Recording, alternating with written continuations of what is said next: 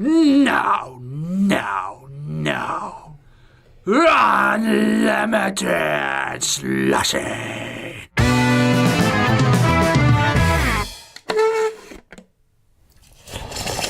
Hello, and welcome back to Slushy Stop. At this point in the game, fateful duels have been completed, wise words have been spoken, and so today we are going to just share some more insights that we had into the Star Wars movies. And I'm joined once again by Jake and Alex. Hello, Heyo. gentlemen. Sup? Well, AKA the losers. Well, spoilers. I mean, don't want to give anything away because maybe some people are wanting to put the bonus episode in there, to kind of break things up. So I would also like to point out true. that we are only losers as far as these people are concerned. That is true. We have since the finale played a couple of other games, and now that is not necessarily the case. Yes, everyone is still on equal footing at this point. So, but we still have one official winner that is on record. So, just saying. Well, not to toot your own horn, but I mean, I wasn't going to say anything about how awesome I am for winning the trivia, but if you're going to bring it up, then hey.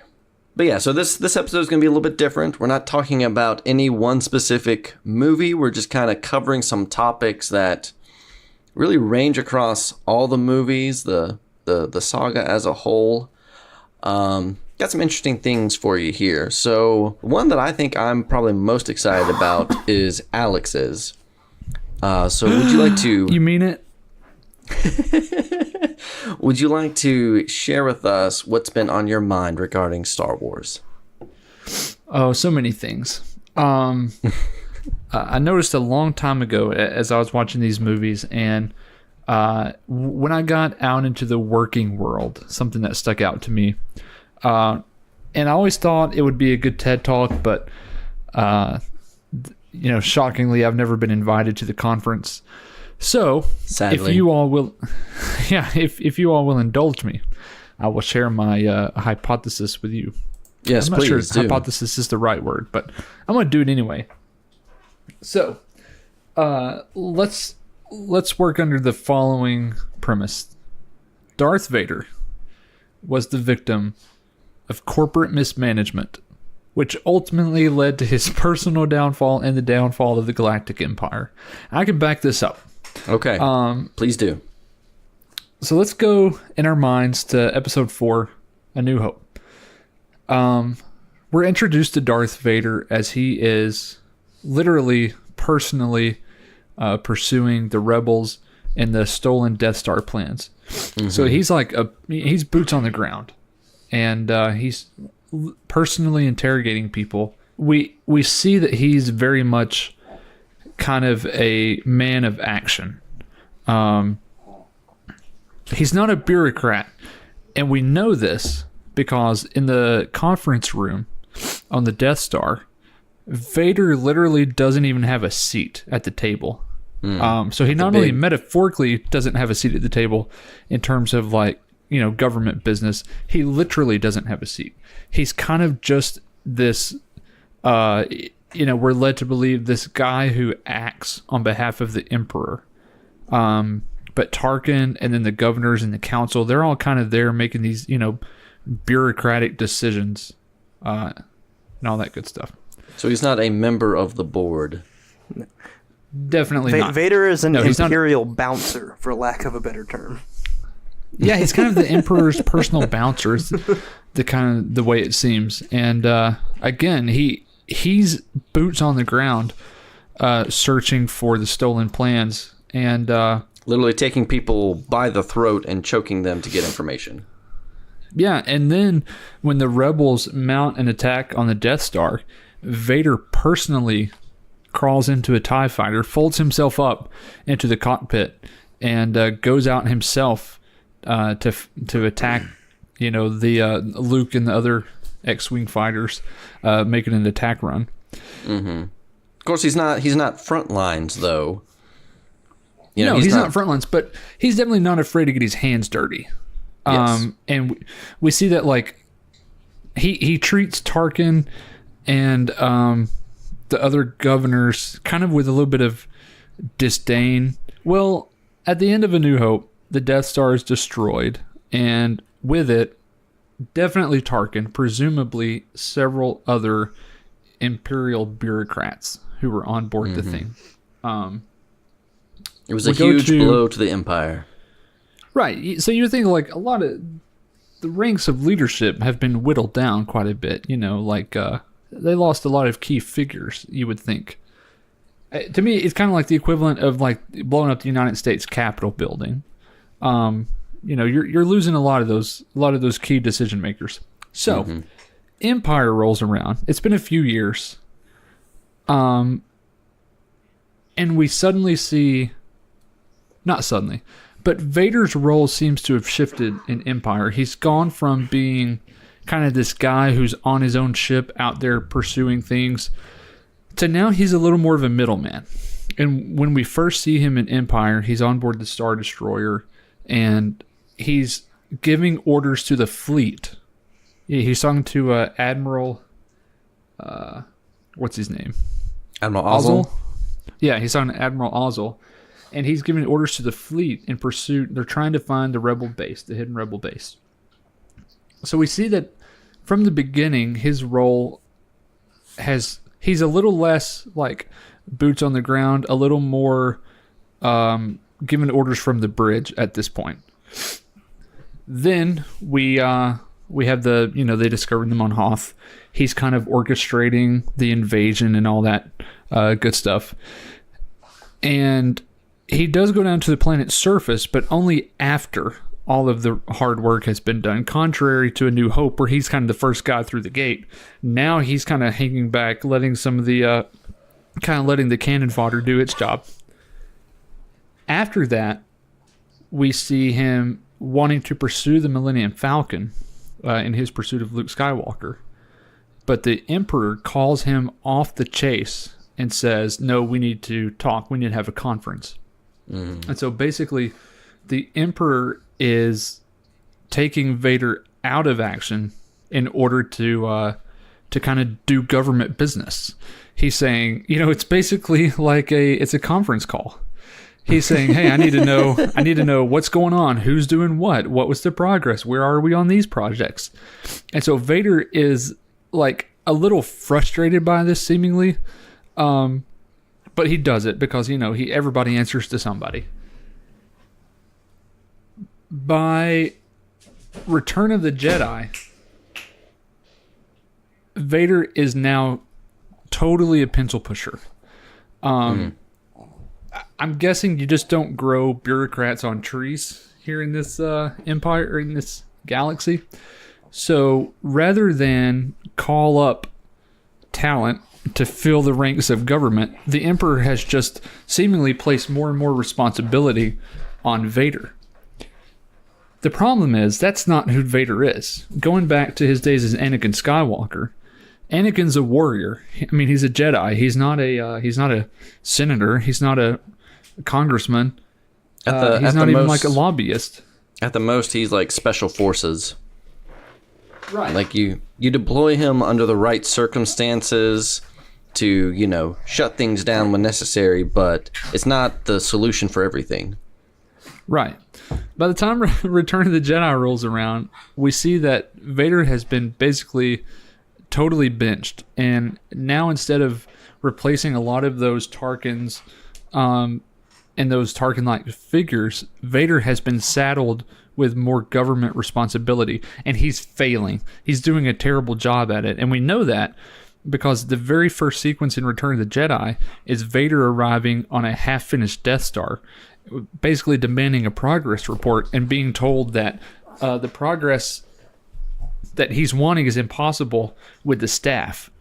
And the guy says, I need more men.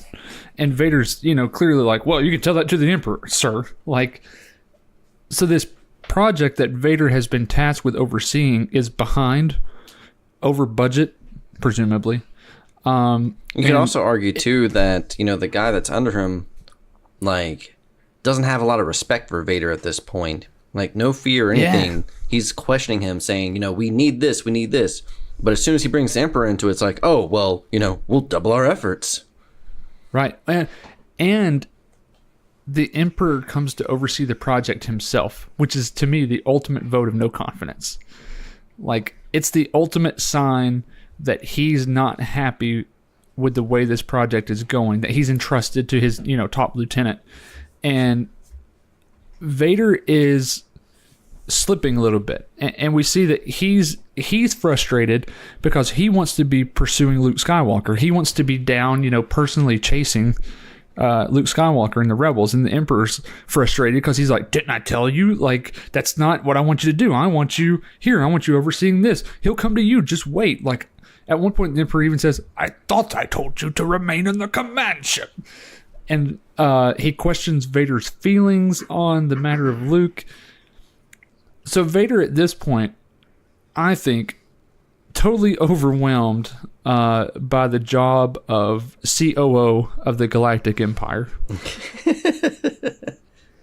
And to the point that when the Emperor has Luke in the throne room, he says, kill your father, take his place at my side.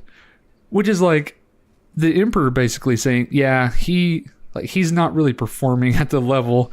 It's the ultimate, it's the ultimate corporate atmosphere. Sorry, but you're not meeting the metrics that I have set forth for you, Mr. Vader.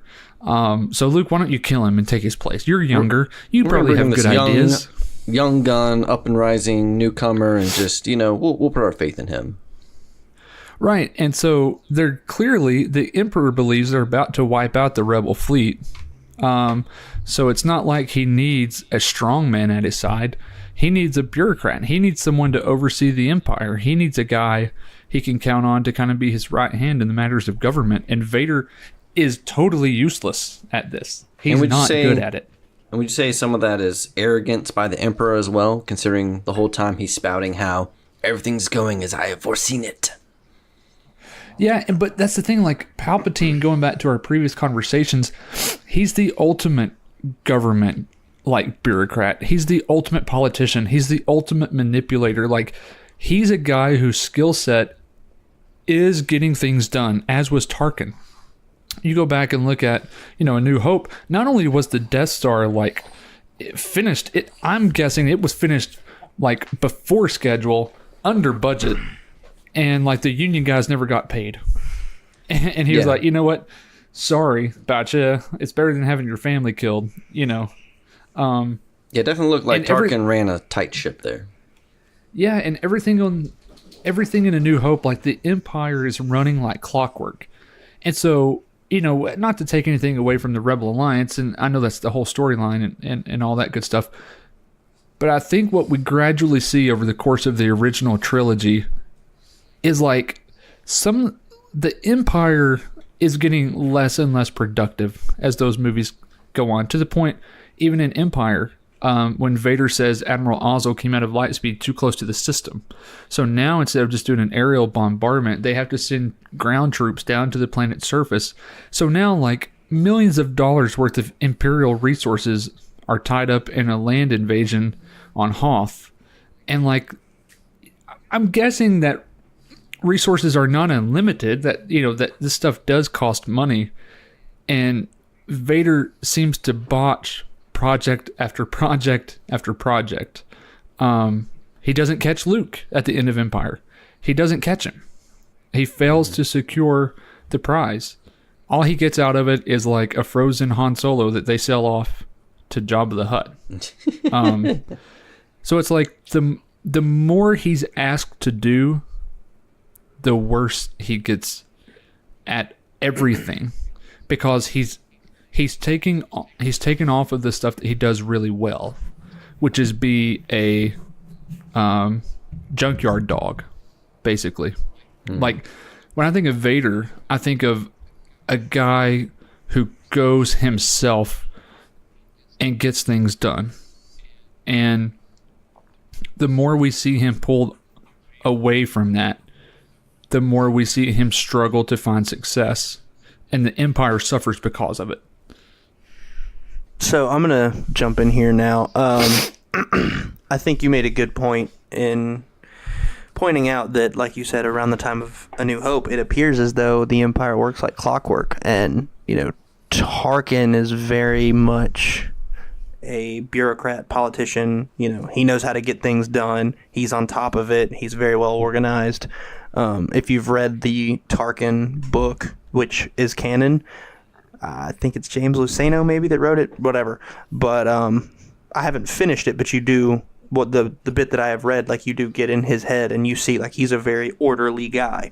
So it's very easy to see that, like, this dude is like, you do this now and then this and then this. And yeah, he's very much like management based, and which is interesting because it works to his favor both in the political side, because he is a governor, we can't forget that, and then he's also a high-ranking military official, and so that he those management skills that he has work to his favor in both professions. And I'm going to dive in a little bit into some material that everyone may not be familiar with, but in the current ongoing Darth Vader comic book, there's the storyline. I don't remember the exact premise of the whole thing, but basically at some point Vader does Tarkin this huge favor, saves him and whatever, and at the end of it, the whole thing is, all right, well, Tarkin, or Vader says to Tarkin, now you owe me a favor or whatever. And like the next issue, I believe, after that storyline is a one-shot, and it turns out the favor that Vader asks of Tarkin is he wants Tarkin to put together a team, not necessarily of Imperial forces, but a team of just the best, bounty hunters, mercenaries, assassins, whoever he wants, to land on a planet in isolation with just Tarkin and his team and Vader, and he wants them to hunt him. That is all that he wants. And the whole storyline is him just picking each one of these people off one by one by one. And he very nearly kills Tarkin in the end. Spoilers. Really great issue. I would recommend it. You don't need to read any of the previous stuff really to understand what's going on. But it's really cool, and you see very much throughout the story that while Vader's killing off all these other people, Tarkin is still one step ahead. So Tarkin could very easily kill Vader, and he almost does. It's solely Vader's rage and his warrior spirit, for lack of a better term, that puts him out on top in the very end. And that right there is a very clear indicator of what you're saying. Vader is not a bureaucrat. He does not care about this political nonsense. And I think that also is shown very much in that iconic quote from A New Hope, don't be too proud of this technological terror you've constructed, blah, blah, blah, insignificant to the power of the Force. Like, he's very much dedicated, like, to his combat, his sorcerer's ways and whatever, and he could not care less about the politics of any of this. So yeah, Palpatine putting him in control of anything really doesn't make any sense at all, because like you said, that's not what he does, that's not what he knows, that's not what his skill set is, not his ball game at all. He just wants to kill people and kill things and destroy stuff. He's like a angsty 7-year-old kid that, like that bad kid from Toy Story, Sid or whatever his name is, that, he gets the toys and immediately straps them to fireworks. That's Darth Vader, essentially. It's like, you give him something and it's how quickly can I destroy this? And it's like, because that's the Jedi. Like, Jedi are not, going back to something that we talked about, I was listening to our Attack of the Clones episode, and because that's what I do for fun. I listen to our own stuff. No, but I was listening to that, and we were talking about the fact that who put the Jedi in charge of anything? Because it's like at Jedi University, you're not walking out of there with a business degree. You're not walking out of there with a management degree. You're walking out of there with like a liberal arts education with a focus in lightsaber combat and like defensive strategy. You know what I'm saying? So it's really that's the root of it. Like, Anakin Skywalker wasn't taught anything about government. In fact, the only government he's ever seen up close and personal is completely dysfunctional.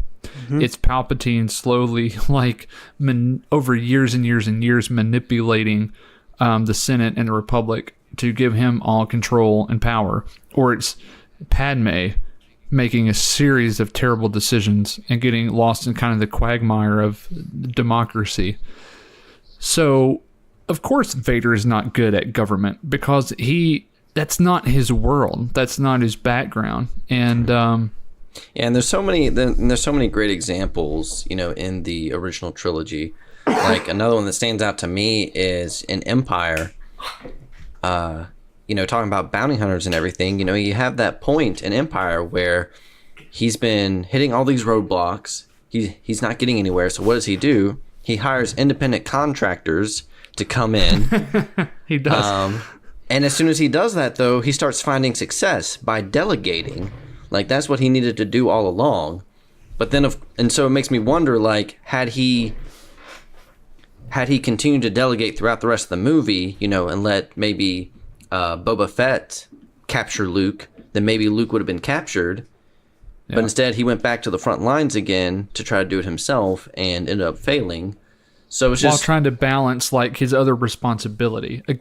I think that's key. Like if that had been his sole job, if like he could have focused entirely on that, but instead like we see him, he's balancing several different things throughout Empire and doing none of them really well. Mm-hmm. And so that's and one thing that just crossed my mind as you were saying all of that. One brilliant thing that I think George Lucas did is sort of sowing the seeds of that in the prequels. We've said our pieces about the prequels. We spent an entire episode tearing down Attack of the Clones and what have you.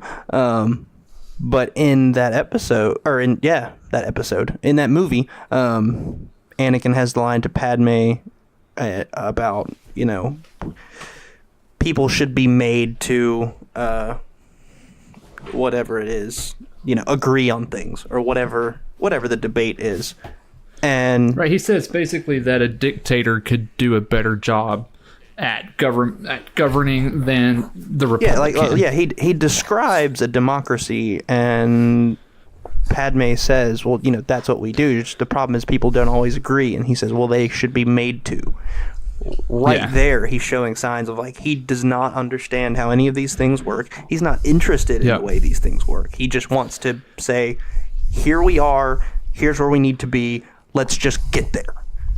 There's no getting there, it's just one extreme to the other. Yeah, in like modern society, I think it would be fair to say I wouldn't say he's like one of the like Rockefellers or Carnegies or Vanderbilts, because those guys knew business and they were really good at it. But he would be an example of like someone who's really good at like hunting down and killing people and somehow like lands himself. Like, could you imagine if like Douglas MacArthur had been elected president of the United States? Like, here's a guy who's very good at like, orchestrating a war, but not necessarily a guy that you want in the White House. Yeah. Because he has a very distinct skill set that maybe doesn't lend itself to democracy. Mm-hmm. And I think that's a good point, that Anakin from the beginning is not a team player, and he's always kind of a go it alone kind of guy, and he, even to the point that he and Obi-Wan, like when they're protecting Padme, like Anakin does it his way. He doesn't listen to Obi-Wan. He doesn't want to play as a team. He wants to do it himself, and he carries that throughout his whole life. And I think Vader is arguably the reason the Galactic Empire collapses. Mm-hmm. It definitely makes you wonder if they had the right person in that role that could balance things and delegate properly. would things have, gone much differently? So this very loosely ties into a conversation that we've touched on a little bit, but Dooku. Did Palpatine potentially underestimate Dooku? Because imagine what the Empire would have looked like had Dooku not died in Revenge of the Sith and he'd remained Palpatine's apprentice. Obviously, he was old as dirt, so unless the dark side gave him some, Dumbledore, I'm going to live forever kind of powers, then, he probably wouldn't have survived that much longer. But, you see him in Attack of the Clones. He's the one on the ground spending more time amongst the separatist leaders than, on the battlefield. He can fight when need be, but he's also very politically minded. So what would a, post-Clone Wars Empire with Count Dooku at second in command look like? That could be really interesting. For sure. Yeah, I absolutely think so. I think Dooku would have been a formidable bureaucrat. I mean, it would have been really fun also to watch like him and Tarkin jockeying for power and position, because Dooku, I think, would have been a worthy adversary, like a guy who's politically inclined and also comes from a powerful family who would have a lot of connections. Where like Vader is a guy literally from, the porta potty of the galaxy who knows nobody, who has no connections. But like, that's a great point. But it's also kind of comes back to Palpatine and his arrogance. It's he says to Grievous, soon I'll have a new apprentice, one far younger and more powerful. So he's not really concerned with the bureaucratic part. He thinks he's got a handle on that entirely and can do it himself, and sort of underestimates his own abilities a little bit, maybe. He's very much just looking for this strong warrior of Vader, and doesn't seem to think that he needs any assistance in the political field. Mm-hmm. Well, and it calls into question also, and I don't want to linger on this too long because we have two other topics to get to, but like, what is Palpatine doing by the time Return of the Jedi rolls around? Just sitting in chairs and looking out windows, dude. Yeah, clearly he had, that long con that he was doing to get to Emperor, but then once he got there, he didn't know what to do with himself at that point. He was still trying to figure it out. I mean, I guess the Rebel Alliance came along, so that gave him a new problem to address, but still. Yeah, he's just sitting in chairs, looking out windows, talking to those two gothy dudes with their weird hats and scarves that you see in Return of the Jedi that never say anything, just stand there and look like... Are those guys, are they Nemodians? No, I don't think they're Nemodians. I mean, maybe, but I don't... They look more humanoid. They have noses and stuff. I think they're just... Do you think Palpatine's like attending a lot of Imperial galas? Like, tonight's guest, he makes surprise cameos. Right, yeah, the president of the United States has to go to all these balls and galas and things. Do you think that's Palpatine? Like, he wears the same. It's like a luxury brand black robe. And he's like, very good to see you. Yeah. He's like shaking hands and kissing babies. People are like, events like this, he's dressing like Dumbledore, putting on these super decorative, elegant robes instead. Do you think he has like a few drinks and starts doing like lightning tricks with his hands at parties to entertain the children? What do you think his pajamas look like? Come here, children. And he like lights fires from across the room with his finger lightning bolts. Seriously, what's he doing? We desperately need more Palpatine.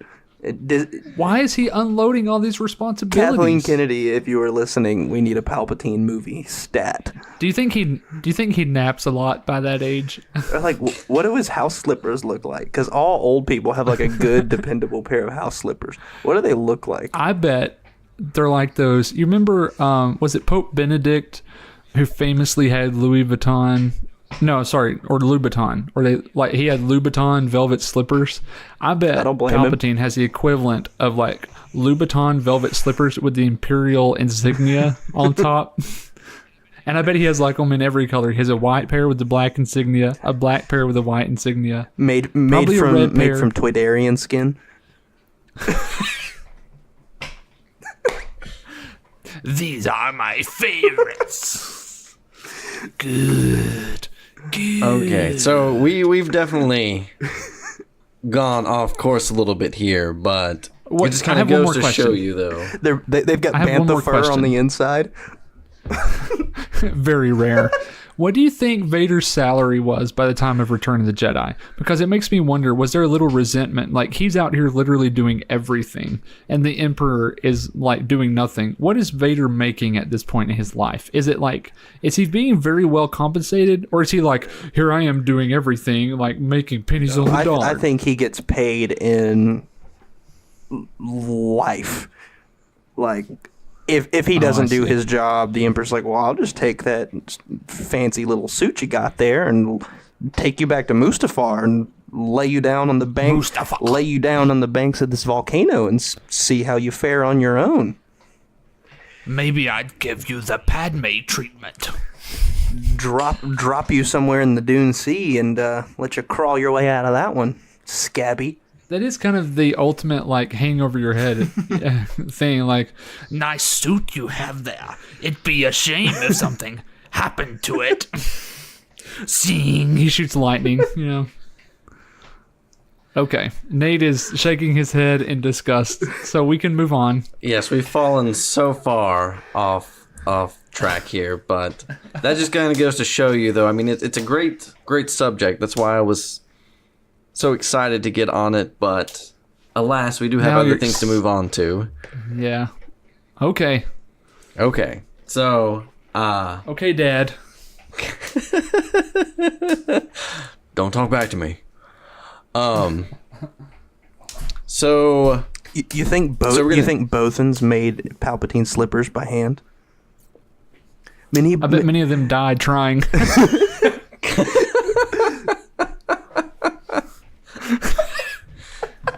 speaking of manufacturing, this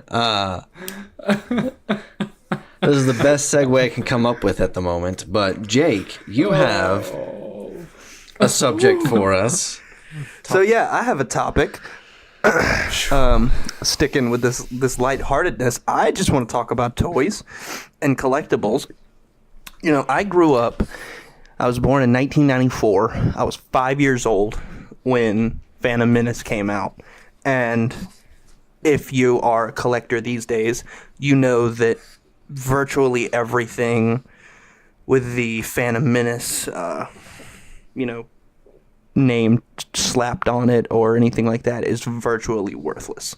There's very little Phantom Menace related merchandise that is worth anything because it was so mass produced. That to say, it was everywhere. Like the grocery store that my grandmother worked in had their the tops of their frozen section had those huge cardboard standee things of each character lying down it in little nowhere Athens, Alabama. Like, it was all over the place. So Yeah, I remember getting, like, in my stocking one year, one of those lollipop holder things that would rotate it for you, and it was like freaking Jar Jar Binks or something like that. Just some of the most random things in the world. Everything. You used to go to get a cavity. Yeah, I mean, Star Wars at that time was very much like the band Kiss. Like, if a product was produced, it was made with a Star Wars logo on it. I remember, like, Lay's potato chips. Yeah, and were like Phantom Menace brand. Yeah, and they made Pepsi. Yeah, Nate and I spent one day during lunch or something looking at the Pepsi and Mountain Dew cans, and there were literally like 36, and it was like, collect them all and you'll have kidney stones halfway through. But yeah, I mean, it was insane. It was everywhere, and a lot of that is due to, I think a lot of it is they were thinking that Phantom Menace would be the second A New Hope. There's the story everyone knows. When A New Hope came out, everyone thought it would flop, so the toys weren't ready, so they had to rush something, and then Kenner had the little cardboard things that you could buy and mail them off, and then they'd send you your figures. And now those figures are worth a ton because even back then they couldn't produce enough to match the demand. So then you get to episode 1 and they overproduce, trying to make sure that doesn't happen again, and it ended up, not necessarily working to their advantage. But Well, and it wasn't just that too. It was also the fact that, for a while there you had kind of a dry spell, such a long period of time between the end of Return and the beginning of episode 1. Like, there was only so much Star Wars merchandise that they could produce. This was like the first time in a while they had, new things that they could release, new characters and locations and everything. So they were going to make sure that they milked it for everything that they could. yeah, Not to mention, for the first time in franchise history, like video games, like consumer, like at-home video games, Star Wars video games that also just fed right into the fervor. yeah. So, for me, obviously I remember seeing the original trilogy. As I've said before, some of my earliest memories watching Empire Strikes Back in my uncle's bedroom. But a big part of my memory as a child is, I had a favorite Star Wars t-shirt with Darth Maul on it that my mom would never let me wear to school because she was afraid it would scare the other kids because Darth Maul's a pretty rough looking dude. She had no problem with the shirt. She just didn't want the other kids to be afraid of me or whatever. So I would come home from school like every day and change into that shirt because I loved it so much. And I had tons and tons and tons of Star Wars toys. And, even now, I spent a lot of time last year when the 40th anniversary A New Hope figures were coming out, just scouring every store that I could, all over the internet looking for these figures, because I just happened to get into collecting and stuff. And so I think merchandise really, you can't really argue that it plays a massive role in the success of Star Wars because a lot of people, little kids, are going to see those toys and, those cereal boxes and whatever else in the grocery store long before they'll ever see the movies. Oh, yeah. So, they've played a huge part in my life. I can't tell you how many of those lightsabers which now they're a lot cooler. Now you flip the switch and the light goes up them as, like the lightsabers igniting. But when we were kids, it was just, you turn them on, they make the noise. I think starting with episode 2, they lit up, but I remember my Darth Maul and Qui-Gon ones didn't light up. They turned on and, man. They came out of the little thing and the blade didn't go in all the way. The bottom section was still out, but I had tons of those. And sometimes you would accidentally pull the plastic too far out, and you'd have to the tip would come off. You had to slide it back because they're nesting or whatever. Yeah, and so my big point to all of this is I think a lot of people, particularly our generation, who sort of came up in that period where there is all this merchandise suddenly being pushed out for the first time in years. And we had, parents or relatives who were excited to buy us this merchandise because it was stuff that, maybe they had as a kid or knew about as a kid, and then it had disappeared for so long. And so I know, at least in my case, I feel like having those toys and that sort of thing sort of amplified my love for the franchise even more because, episode 1 came out in 99, episode 2 in 2002, episode 3 in 2005. That's 3 years in between that it's like, well, what am I going to do? Being a little kid, it was like I'd go see the movie and then I would go home after school on the weekends and put on my Jedi costume, grab a lightsaber and run around my house and make up my own stories in my head. Yep. So, absolutely. So yeah, and I think that's the case for a lot of people, and that's why you have so many people that are Star Wars collectors because they had the same experience when they were kids. The merchandise sort of transcends just the movie franchise, and I think it plays a big part in why, for a lot of people, these are more than just movies.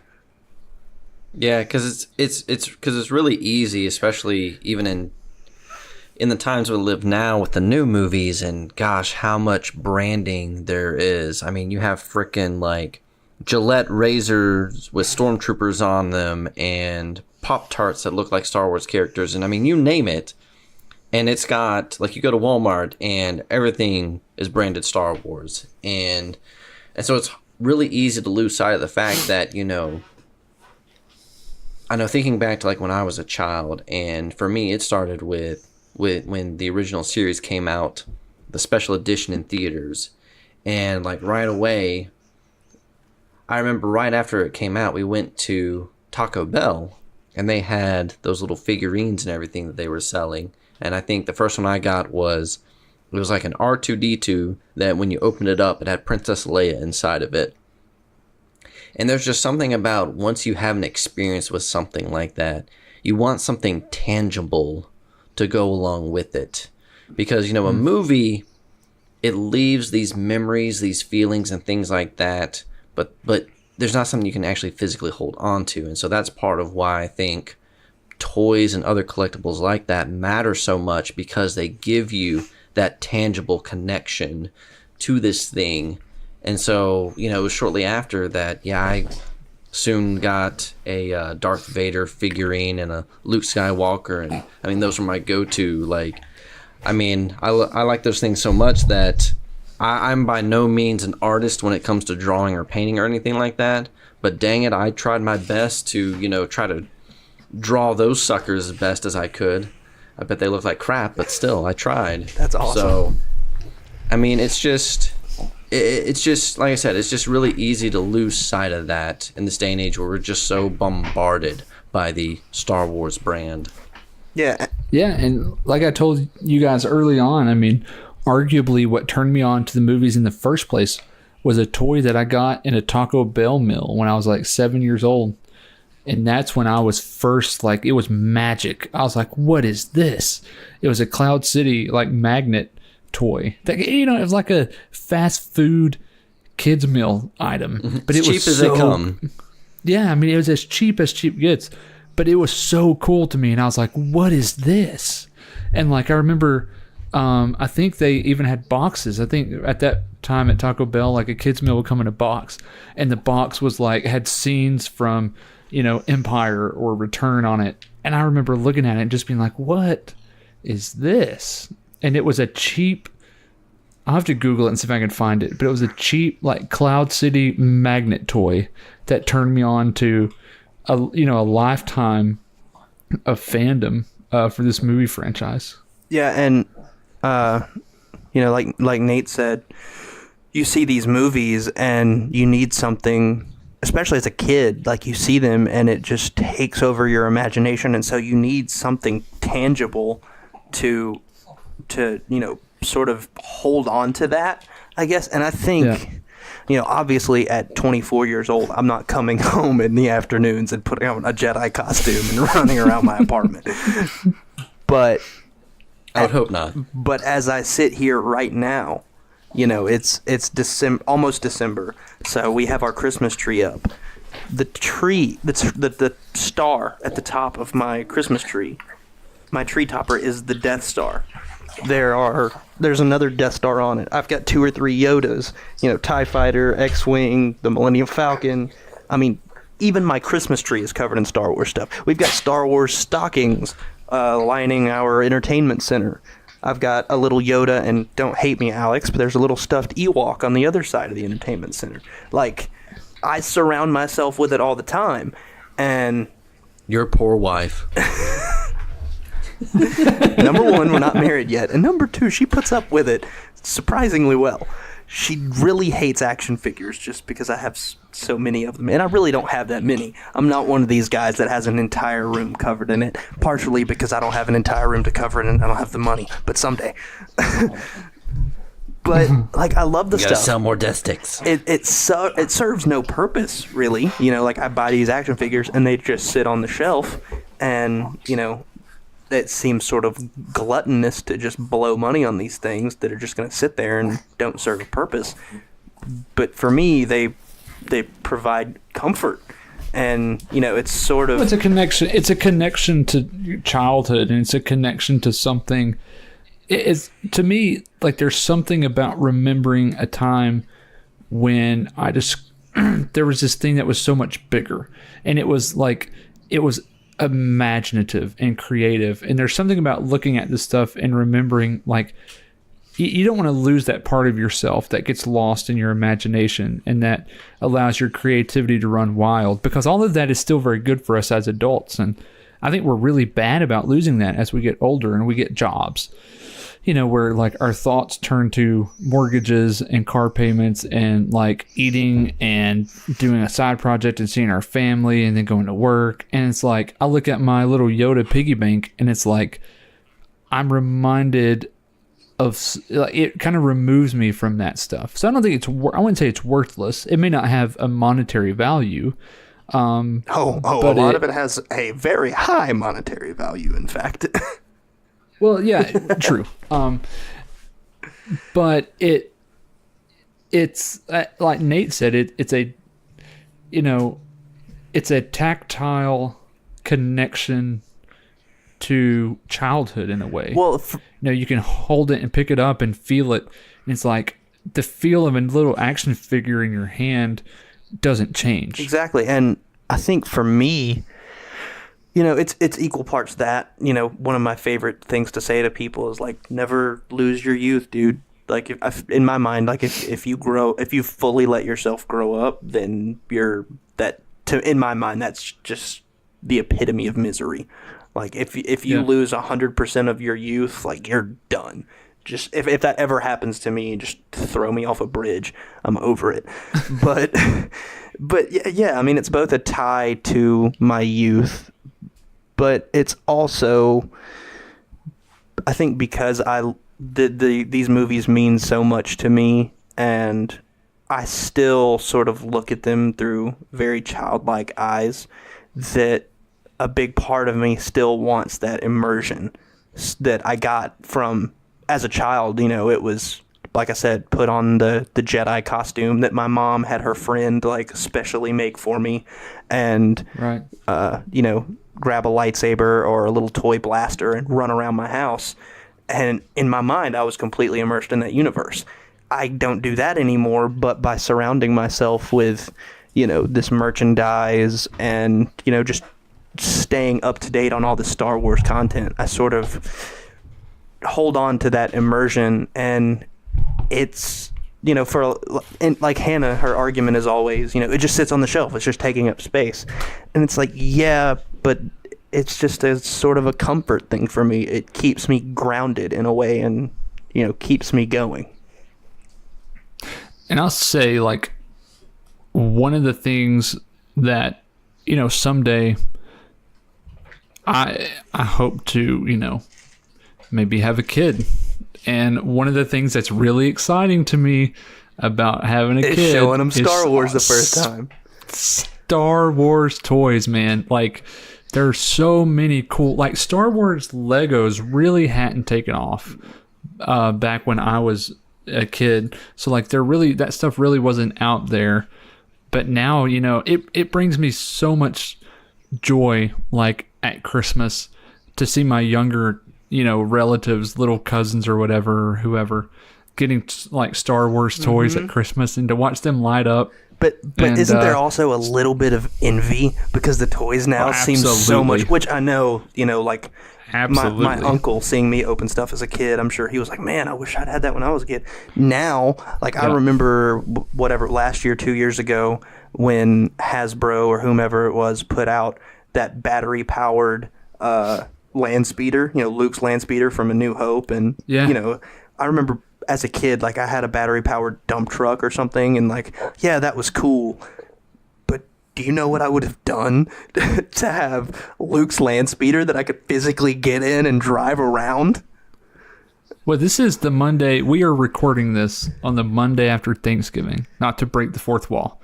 But on Black Friday, my wife and I went and did a little shopping, and we were at this store. We were at one of those stores that, like, I don't exactly know how it works, but like they take brand new stuff that's maybe like it doesn't sell at a big department store or whatever, and somehow it winds up at one of these stores. And it had like these really cool like remote control / Roomba type R2D2, like, and you like just put it on the floor and it reacts to your movement and proximity. And I was like, oh, I want that. What, I don't know what I would do with it, and the dog would hate it. But yeah, I mean, it's cool, man. It connects us to, these movies. For sure. So, last thing for this, and it's loosely related, but you were talking about having children someday. You know, all three of us do want children someday. What age do you think you guys will show your kids Star Wars? Because I've stressed about this a lot. Because I know I saw them when I was like 3 or 4, and they, I latched onto them, but I'm worried. Like, I don't want to show them to my kids too early and them not get it. And then by the time they get older, they're so desensitized that they just don't care. But then I also don't want to show it to them when they're too old. So then it's like, oh, why are you showing me this stupid old movie? I don't care. Like, it is very important to me that my kid sees it and gets it. If you don't like it, then that's a whole nother problem that we're going to have to address when the time comes. But you have to at least understand. I think for me, I'm going to patiently wait for the kid to come to me someday and say, what is Star Wars? And then I'm going to be like, I've been waiting for this for a long time. You're going to be like Yoda and Dagobah. Yeah. Yes. Waiting for the chosen one. Much to learn, still have.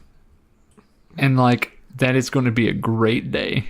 Because I'm going to say, oh, we have so much to talk about. Let me show you this world I've been living in. Well, we're going to change gears here one more time because I have a topic as well for us to cover. Going to kind of talk a little bit about maybe a little more behind the scenes of the movies, which appeals to me being I hate to call myself a filmmaker since I've never really made a film, but video producer, so kind of close. Cousins, whatever. So I'm titling this A Tale of Two Producers.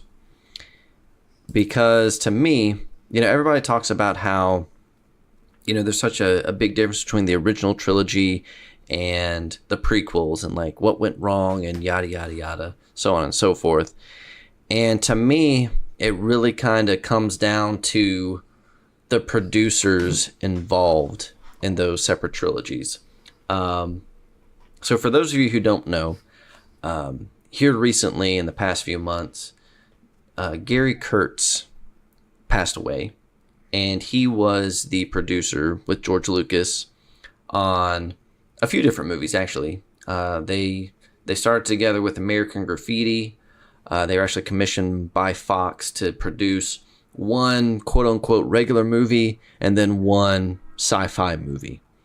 So they made American Graffiti together and then went on to produce Star Wars. But I guess kind of as an aside, for those of you who may not know, a producer, their role is not really defined.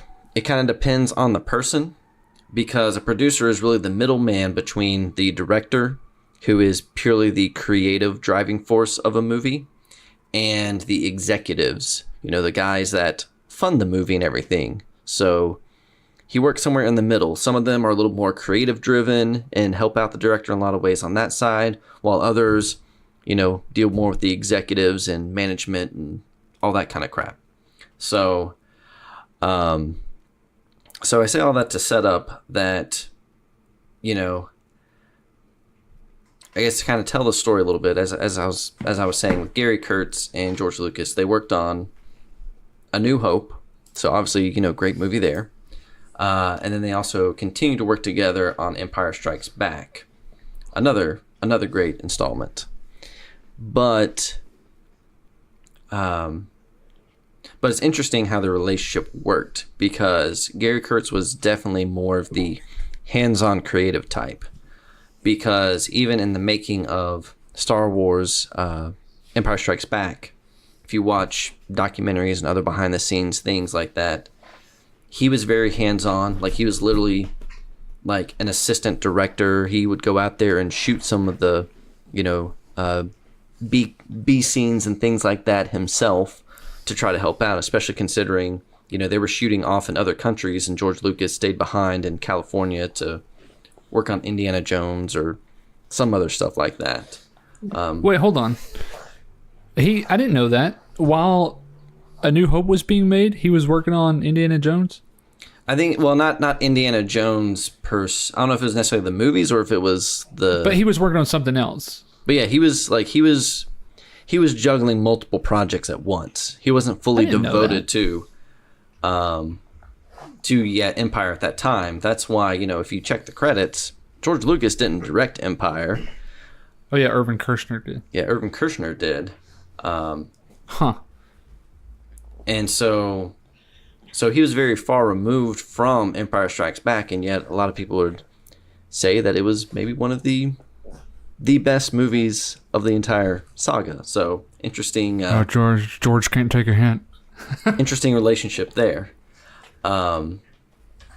But it was actually it was during Empire that there was a split between Gary Kurtz and George Lucas, where they decided to go separate ways. They had talked about different ideas for Return of the Jedi. They kind of had some creative differences over it. Gary didn't believe that we needed to go back and do the Death Star again. I agree. George wanted to do it, but it wasn't just that. It was also the fact that at that time, after the success of the first two movies and the toys and, going back to our previous conversation, all of the money that came in from that, basically George Lucas started to get a little greedy, so to say. At least that's my interpretation of it. And so he was more focused on making a movie that would sell toys versus a movie just, telling the best story possible. Out there trying to please the Jake Freemans of the world with all these toys. Gosh. I will say one of my favorite pieces of Star Wars merchandise I own, one of my prized possessions, is my Luke Skywalker Return of the Jedi Force FX lightsaber made by the company that went out of business, whose name I'm blanking on at the moment. I'll think of it. But yeah, so they split up, and even Mark Hamill said that it was a big moment, that it was like mommy and daddy splitting like a divorce, because that's how close Gary Kurtz and George Lucas were through this whole process. And if you look into it, it's very interesting because it sounds like... Sorry borking. It was Master Replicas. That was the name of the brand. There we go, Master Replicas. But yeah, like, from what I can tell, basically George Lucas is this crazy, has this, insane creativity about him, like this wild creativity that when left on its own, like, it just runs amok, that he needs someone there to wrangle him in, to, prune where necessary, cut things out, fertilize where necessary, those sorts of things. And that's what Gary Kurtz was, is he was the yin to George's yang. And as a result, we got, some of the best movies in the entire saga out of it. Oh yeah, for sure. So his departure from the saga, was a big deal. Yes, Return of the Jedi was still a good movie by comparison and everything. However, you can start to see some of the cracks show there. Whether it be the Ewoks or what have you, insert complaint here, but it definitely didn't have the same... It just didn't have quite the same resonance as the other movies did necessarily. And what resonance it did had was probably just leftover ideas from George and Gary's conversations. So then you fast forward, to when the prequels were made. So Gary Kurtz still out of the picture, and that's where you have good old Rick McCallum come into the picture, who, for all intents and purposes, Rick Berman. as Red Letter Media would say. Who, for all intents and purposes, again, if you look at like the behind the scenes stuff, he is definitely not on the creative side of being a producer. He is much more of a, I would hate to say greasy car salesman, but he's definitely more on the business side of things. Like, he's all about being just a yes man. Like, he is there to, like, instead of challenging George and in his decisions, he's just there to say yes, to just be a yes man and remove all barriers for George's creative vision, as opposed to, you know, creating a dialogue or anything like that. And I feel like as a result, that's why the prequels are what they are. I mean, as we said many times in those prequels, like, we can see the greatness that lies underneath, but it just grew out of control. Like, you didn't have the right person there to say no at the right times and to prune things back. That, you know, it was just, yeah, George, do whatever you want and we'll make it happen. So, can you, Nate and Jake, you guys are film guys. I mean, you do film and video for a living. Can you explain a little bit for the people like me who are not from that world? Why does that matter? I mean, when the first time you ever brought that up to me, it was really interesting because, like, I just don't really kind of understand how that business works. And, like, what is the role of a director, the role of a producer? Like, how do those things affect the final outcome? Obviously, you're right that A New Hope and Empire, I think most Star Wars fans would say, are the pinnacle of the series. So can you guys kind of explain that a little bit for me, if no one else? Yeah, a lot of times you say you talk about vision when it comes to a director. Yes. That he's the one that has it's all about his vision, how he foresees it. He's the one that really sets kind of the tone of how the film is going to be.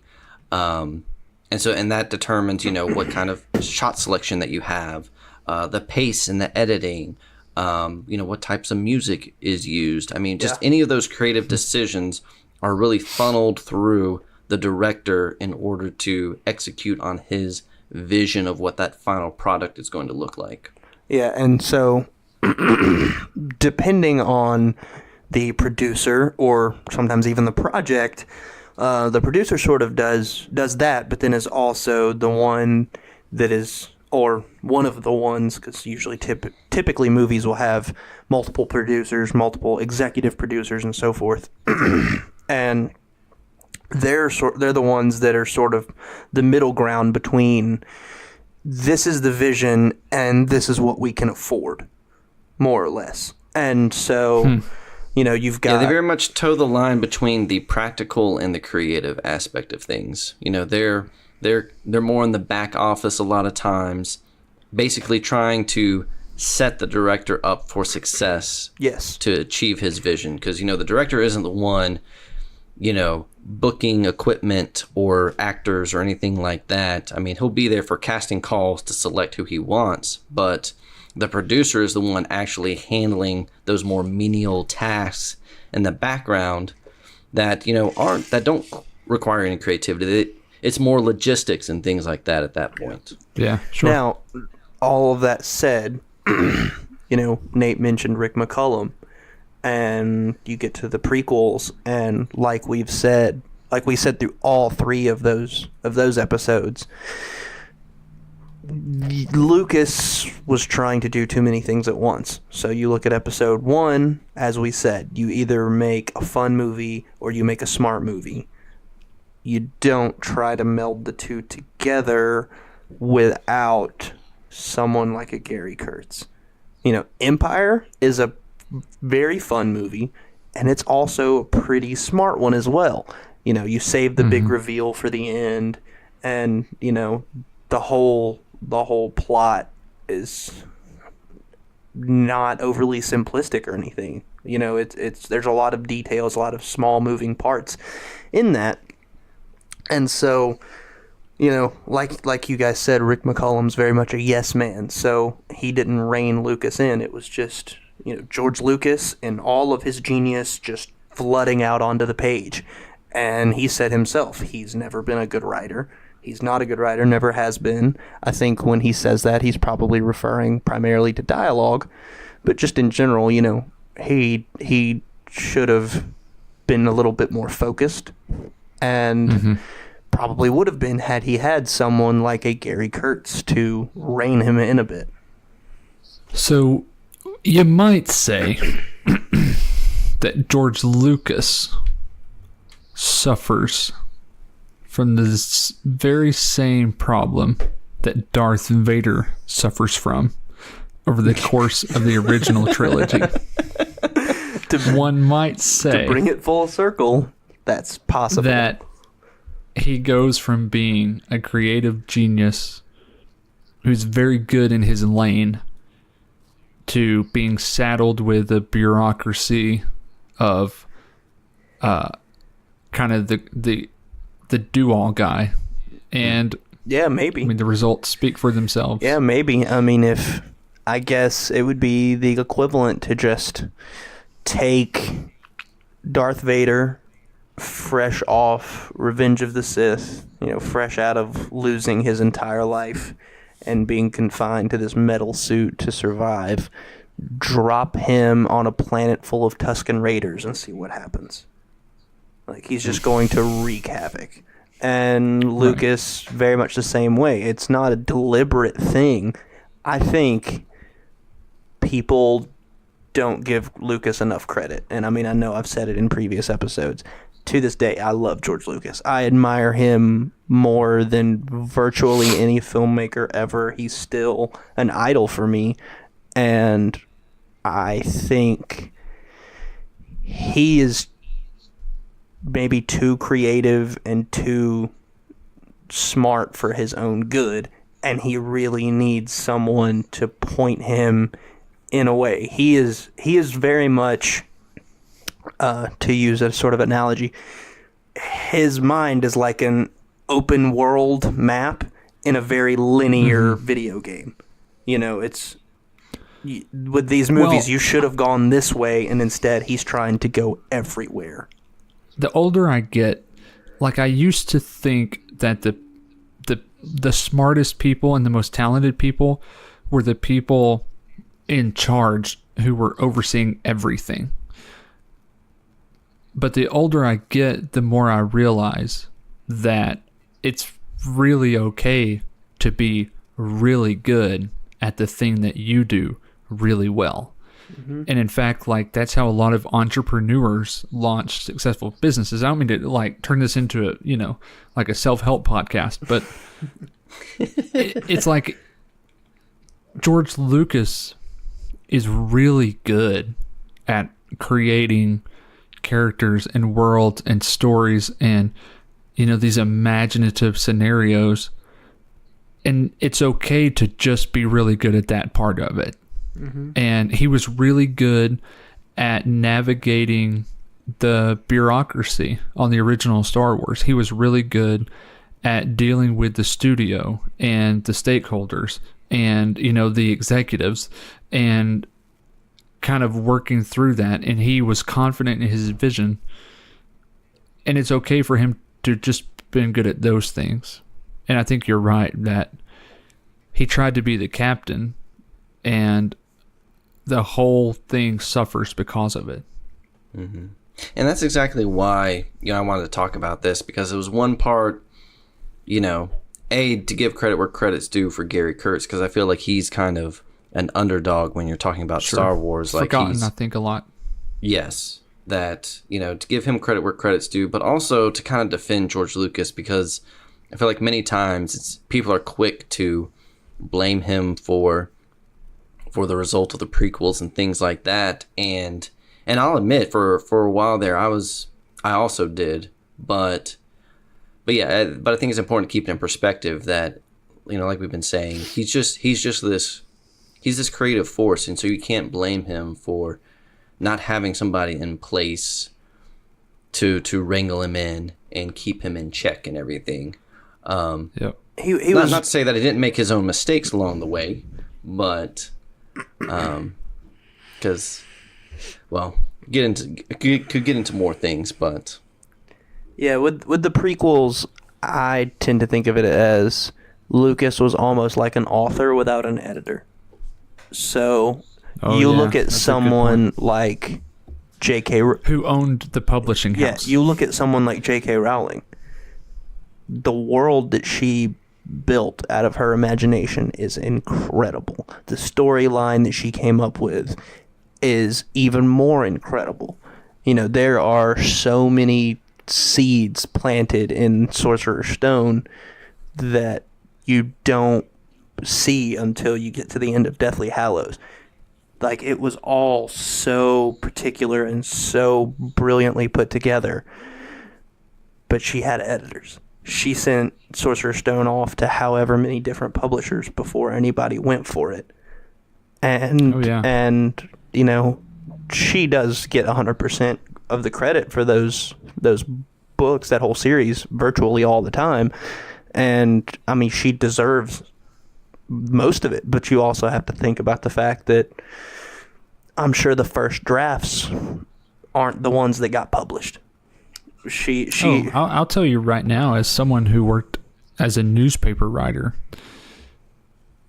like, without an editor, you're nothing.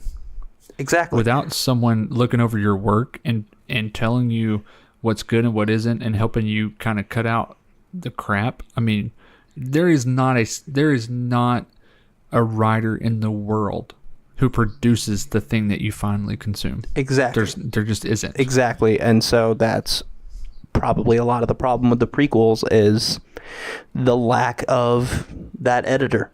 It was just George Lucas's rampant creativity. You know, he was left to just do as he wanted, and that's what we got. Yep. Well, I will forever lament the opportunity to have a Gary Kurtz, George Lucas Return of the Jedi. Or even just a George Lucas, Gary Kurtz prequel trilogy. Yeah. Mm-hmm. Oh, yeah. What could have been. And see, this is where people go wrong. They blame George Lucas because, Star Wars, George Lucas, it's his fault. When really, maybe we should be pointing the finger at somebody else for the prequels. Like Rick Berman. I don't want to point any fingers. I'm not saying go commit any hate crimes, but Because the moral of the story is that a movie is not one sole person's responsibility. It's all about collaboration. Or either the enrichment of or the lack of collaboration, which in the prequels you could say that it was a lack of proper collaboration, and in the originals it was, the embodiment of collaboration that caused those results.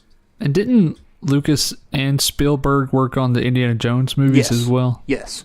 So, like, there were two of those guys. And And so, again, that's a great example where you didn't have Kurtz involved with Lucas on Indiana Jones, but you did have Spielberg there to act as, a check and balance to George. Although George wasn't a director, he was just a writer, but still.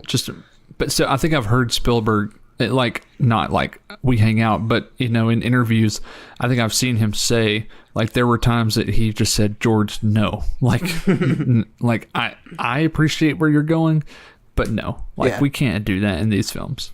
Yeah, so I'm looking at it right now, and even on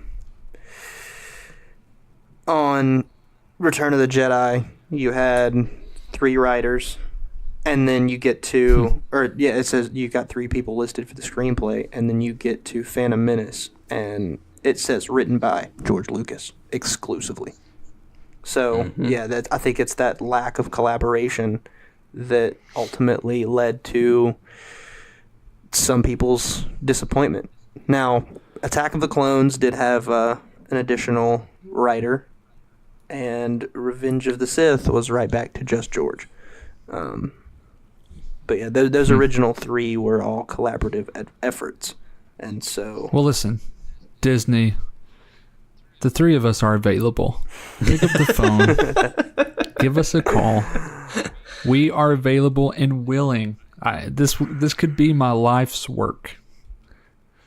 To conclude this bonus episode, I do want to ask for each of you your favorite Star Wars related memory. You know, these movies matter so much to all three of us that we have spent the last few months working on this podcast series, coming home after long days at work, and talking about movies that we've seen countless times. Of all of this, what is your favorite memory involving these movies or the merchandise? Something related to that. I mean, this is going to sound, so generic and everything, but in all honesty, I mean, I still remember sitting in that theater, special edition, A New Hope, and, the opening scroll fades away into the distance, the blockade runner comes out, and then bam, you just have that Star Destroyer just passing overhead, just growing bigger and bigger, and like that was the moment. I know everybody says this, or at least a lot of people do, but like that was the moment that like I got sucked into the black hole and I have not escaped since. Like that did me in, and there's no going back. That's a very tough question.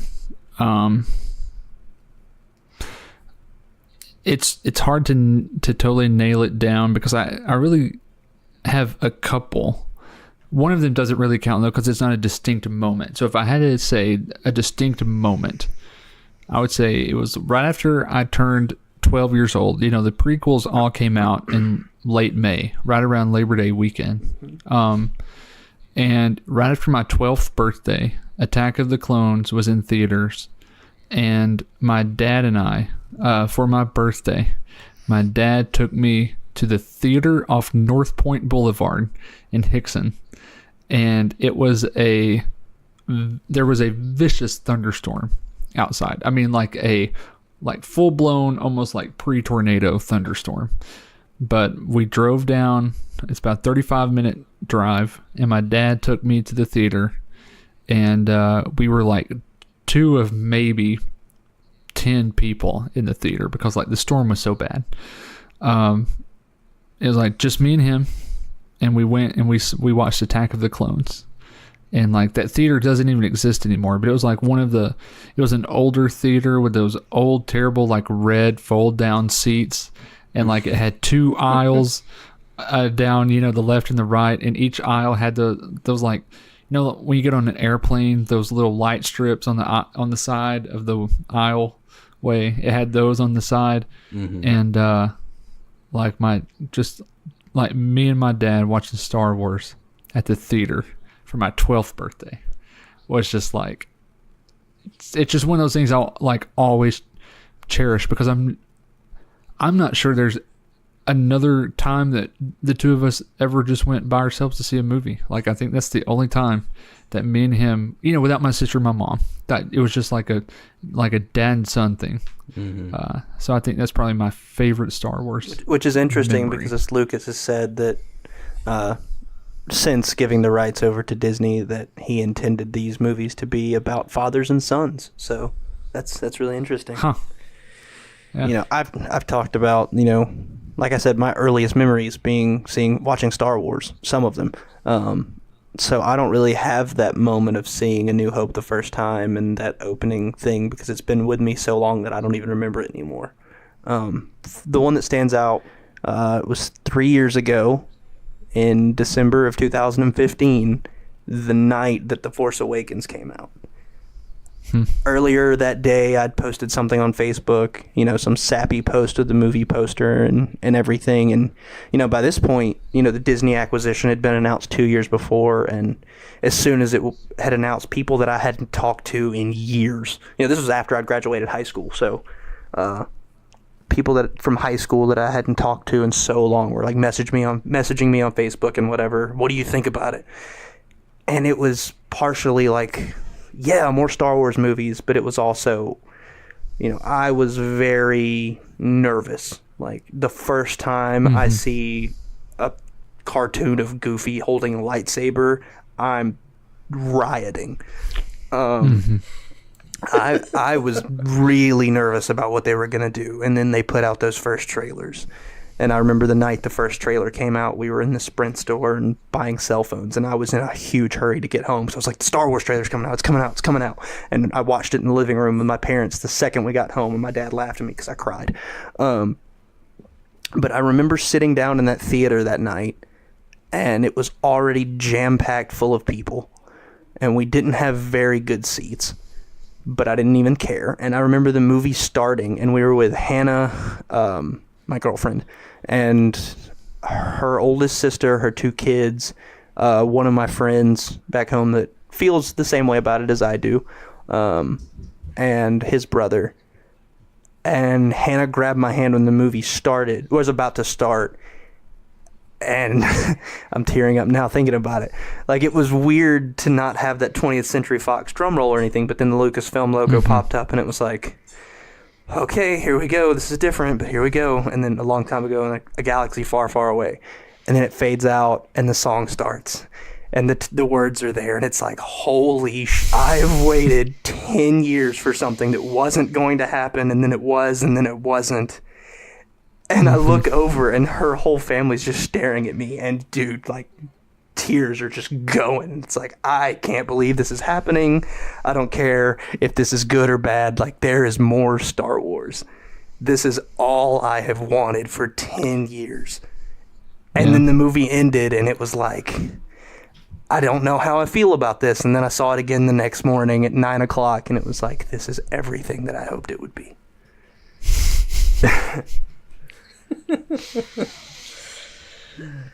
Well, and then there was that time we went to Lucasfilm that is a totally different embarrassing story.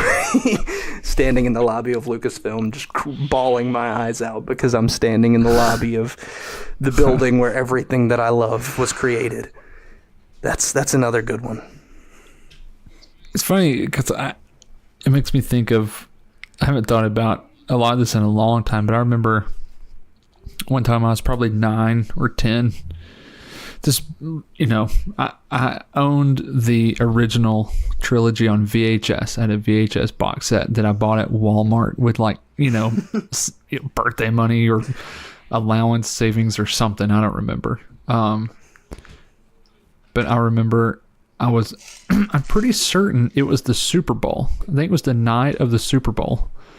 And so my dad at one point in my mom and dad's house, like, we had an upstairs living room and then like a downstairs den area type thing.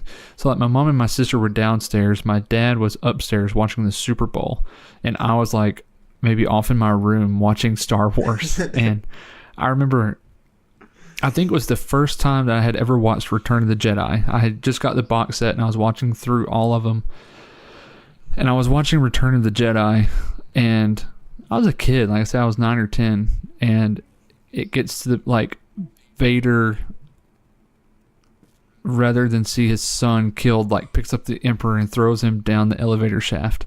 And then, something else happens, and then we see Luke trying to get him onto the ship, and Vader's like, no, take my mask off so I can see you. I want to see you. And so Luke peels the mask off, and then Anakin, talks about how proud he is of him, and tell your sister I love her, and it was like this. I remember, and I was a kid, but I remember being in the words of 2018, it hit me in the feels. It hit me right dead center in the feels. And I remember finishing the movie, turning my TV off. Normally I would just sit in my room and play with my toys for hours, but I finished the movie, I turned the TV off, and I went, at that point in my life, I had no interest in football, but I went and sat with my dad on the couch because it was such an eye-opening thing to me. Luke doesn't get to do this with his dad because his dad was a murderer and now he's dead. But it was I remember it hit me in my little 9-year-old feelings so hard that I went and sat with my dad and watched the football game and ate popcorn with him, because it was to your point, it was it was a story of fathers and sons, and it was like an eye-opening thing of how lucky I am to have my dad. I need to go spend time with him before, like, he dies on a ship ramp right in front of me, you know. Because that's so prevalent in our day and age. Right. And then I have to burn his body on a stack of wood in the forest. Like a Viking. But I think that's what movies are about, man. Like, that's what movies are about. That's what art is about. And we are all three, like, creative, artistic people. And I'll forever argue that that's the value of art. Like, that's the value of Star Wars. That's the value of these films. I don't care if people think they're silly. I don't care if people think, you know, they're dumb or unrealistic. Like, it made me acutely aware as a kid that, like, there are these greater things in life to be appreciated. Exactly. I think things that are important to us, we should stop every now and then and ask ourselves, why are these things important to us? And so this has been fun. This has been a really fun Because in series essence, that's kind of what we've been doing through this series, is really hitting home on what is important to us about this series. So it's kind of fitting that we reflect back on that here at the end. Well, and like we said a couple weeks ago, I heard someone say, like, I think our mutual friend Will asked us, like, how many people would have to listen to this for us to consider this a success? And I said, like, nobody. I would consider it a success because we did it, and because it happened, and because we've recorded our own thoughts and feelings about these movies, and I'm glad we did that, and I'm glad we have that now. It's forever. It's documented. So if you listen to this and you're not one of us three, thank you, and we love you, and we appreciate you. Thank you so much. We did this for us, and I hope if you're listening that comes through, that this is truly a passion project. In a moment in time when like everybody and their brother, anyone with a computer is doing a podcast right now. We didn't do this to monetize. We didn't do this trying to create something that would just blow up and transcend only us. We did this because we feel strongly about it, and if we're the only people who ever listen to it, then that's okay. But at the same time, we do have other passions, other interests. So therefore, this will hopefully not be the last of our Slushy Stop episodes. That we have ideas for other series that we can pick up and discuss. And yeah, we've all got mutual interests in Harry Potter and Christopher Nolan, Indiana Jones. So Harry Potter, the boy who lived, come to die. So we'll get there. Don't get me started. Stay tuned. We have to do a Lord of the Rings. We have to do a Lord of the Rings series. Let's do it. I'm down. I'm going way down the Balrog hole on that one. All right. Well, it's been fun, gentlemen. It's been good chatting, and once again, thank you all for listening. We do really appreciate it, and we'll see you for whatever's next. So, this is Nathan. May the Force be with you. Peace.